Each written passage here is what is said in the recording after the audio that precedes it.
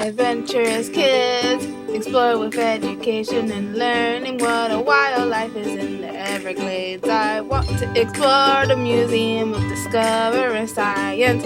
What plants do butterflies like? I want to know about Key West. Adventurous kids, learning and fun. Adventurous kids!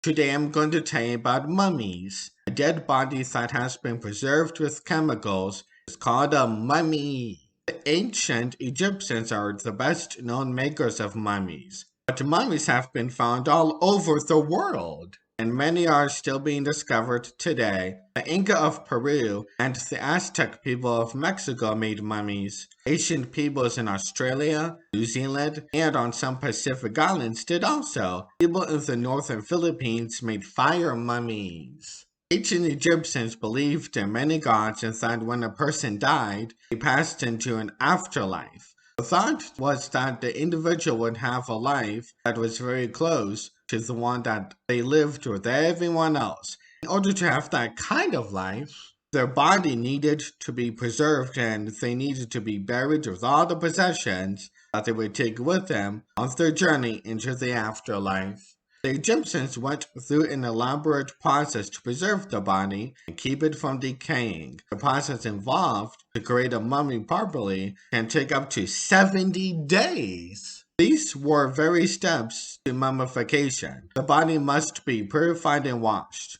The embalmers washed the body with an aromatic wine in order to cleanse it.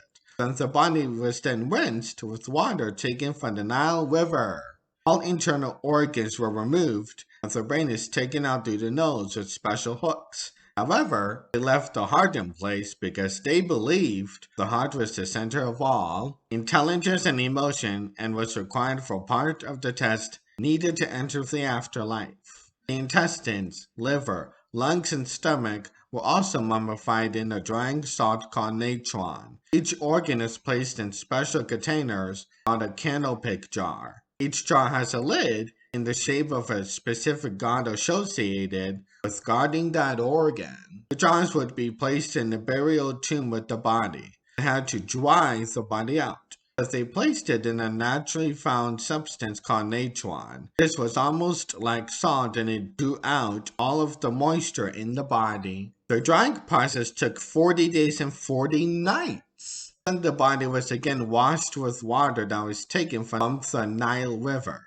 After the second washing with water, the body was covered in oils to make the skin soft and the body sweet smelling. Embalmers then stuffed the remaining cavity space with linen, sawdust, and so forth, in order for the body to regain its lifelike appearance. Beeswax was also used to fill the nostrils. The body is wrapped tightly in hundreds of yards of long, narrow resin, soaked strips of linen. This serves as a glue binding the bandages together and slowly hardening them. Dark linen robes called shrouds are placed between the layers, as are lucky charms known as amulets. Amulets are placed between the layers in order to protect the body as it journeys through the afterlife. The Isis amulet protects the body. The plummet amulet keeps the body balanced in the afterlife. As many as 20 layers of bandages have been counted on a single mummy. This process can take 15 days.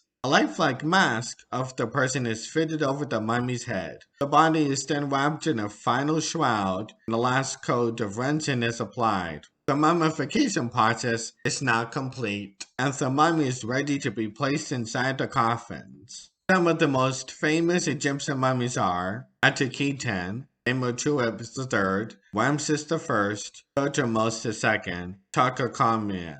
Did everyone get this fancy embalming? Only the very rich could afford the best embalming. It was important to everyone though, so they got the best that they could pay for, and most of the dead were made into mummies. It is estimated that 7 million mummies were made in ancient Egypt over the 3,000 years of the ancient civilization. Over the past few thousands of years, many of the Egyptian mummies have been destroyed in interesting ways. Some were burned for fuel, some were ground into powder to make magical potions, and some were destroyed by treasure hunters. The Egyptians believed that many animals were holy or sacred. These animals were often made into mummies, just like humans. So were family pets. Animals such as bulls, crocodiles, cats, and falcons were also mummified. Mummies are studied by scientists without unwrapping them by using CAT scan and X-ray machines. Thank you so much for watching this episode of Adventurous Kids.